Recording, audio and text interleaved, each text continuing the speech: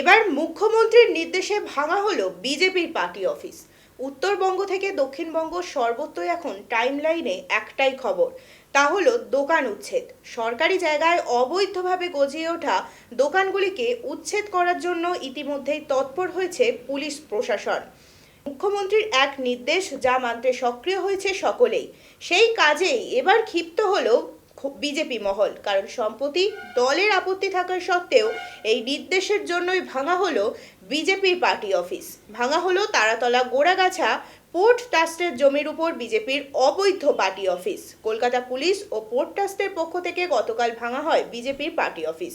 এই ঘটনাকে কেন্দ্র করে তুমুল উত্তেজনা ছড়ায় এলাকায়। প্রথমে পোর্ট ট্রাস্টের পক্ষ থেকে পার্টি অফিসের ভিতর থেকে বেরিয়ে আসতে বলা হয় সকলকে, কিন্তু রাজি হননি কেউই।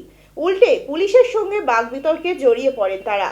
এরপর তাদের ভেতর থেকে বের হতে না চাইলে মহিলা পুলিশ পাঠানোর কথা মাইকিং করে বলা হয়। এরপরেই বুলডোজার দিয়ে ভেঙে ফেলা হয় বিজেপির পার্টি অফিস।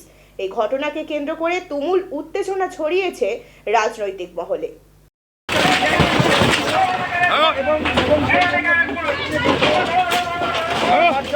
ভেঙে দেওয়ার জন্য একবার বলা হলো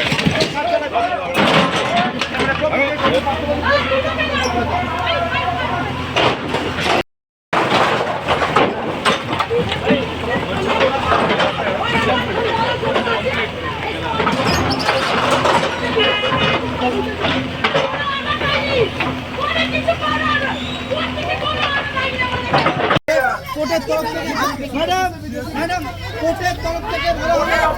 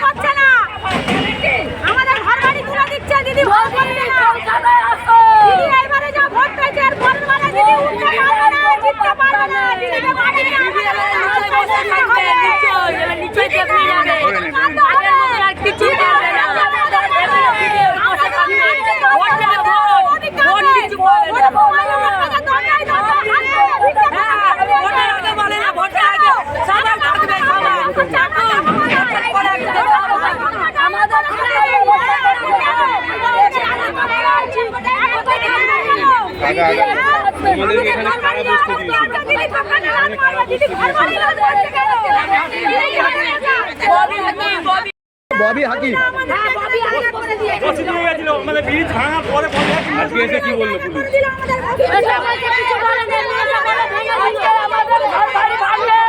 কোনো নোটিশ নেই, কোনো কিছু নেই।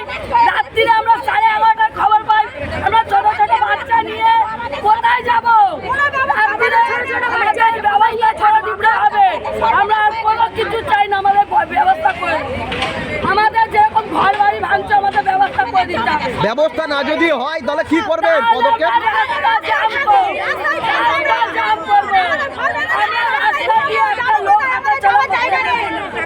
আমরা রাস্তা দিয়ে একটা লোক আমরা এইখানে বসে